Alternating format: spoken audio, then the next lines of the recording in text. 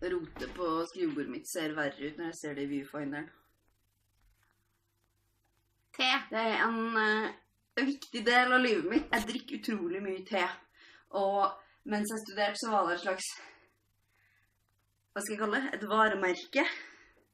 Det var liksom den tingen som alle visste om meg. At jeg drakk mye te. Og jeg hadde med mine egne teposer, fordi de hadde ikke teen min i kantina. Men som så mye annet da. Og det her grenser mellom helt greit og litt flaut. Som så mange andre sånne historier. Men min te-obsession startet med at broren min oppdaget te. Da jeg var sånn 9, tror jeg. Han var sånn 17, ja, det høres omtrent riktig ut. På den tiden så var storebroren min en person jeg så utrolig opp til. Han var mitt første og største forbilde. Og den personen jeg opp gjennom tida har prøvd å emulere mest. Og det synes jeg det er antagelig helt normalt. Han er 8 år eldre enn meg, så det var kanskje ikke så rart at jeg så opp til han. Han var flink til alt mulig. Rett og slett. Han drakk mye te, og mye forskjellig te, og begynte liksom å være sånn forstå-seg-på-er. Og sånn. Og så etterpå så skjønner jeg jo det, en 16-17-årig gutt som har lyst til å drikke te, og som går på tegn for farge. Han var litt sær. Før jeg fylte 14 så var det litt sånn, te var egentlig ikke så godt, så jeg hadde oppi store mengder med sukker. Og så hadde jeg en periode hvor søtning var djevelens verk, og det skulle pokker ta, ikke søtes. Teen min skal være ren og fantastisk. Eller noe. Og jeg drikker som regel i hvert fall 2 kopper om dagen. Ofte flere. Og jeg drikker stort sett bare en type te. Alltid. Twinings Lady Grey te, eller som bestemor mi kaller den, blå te. Jeg brukte å drikke bare all mulig type te.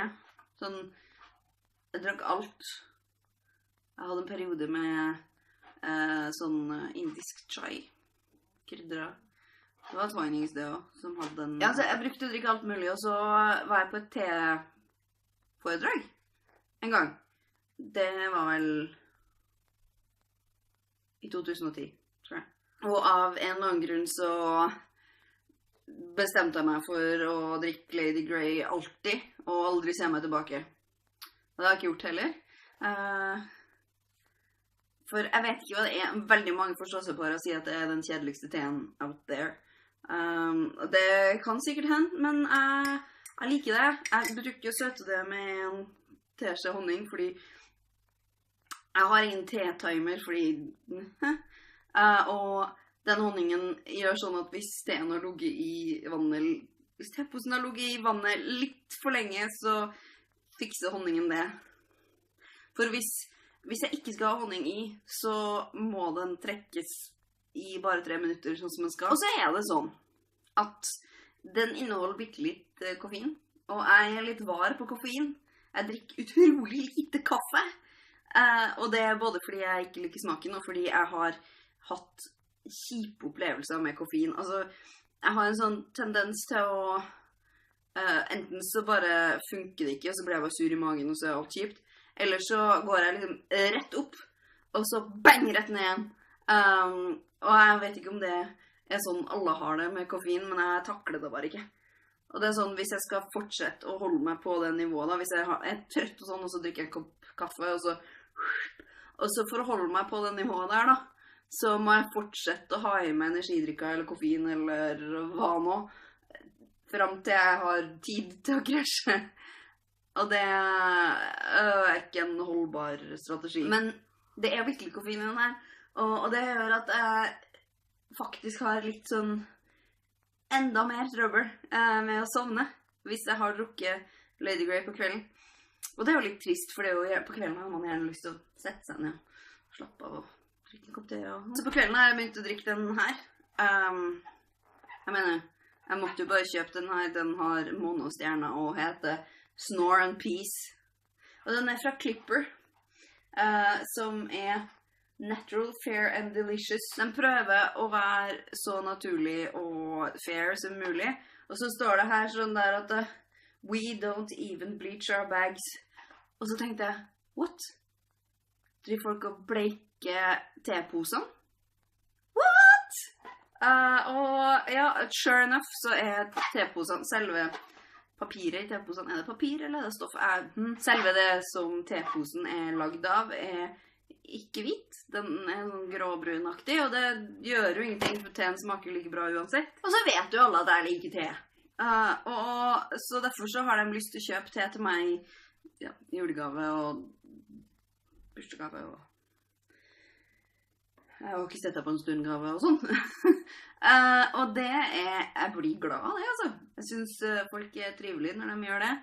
Men som regel så kjøper de jo ikke Lady Grey, fordi det har de jo sikkert skjønt at jeg har mye av selv fra før av.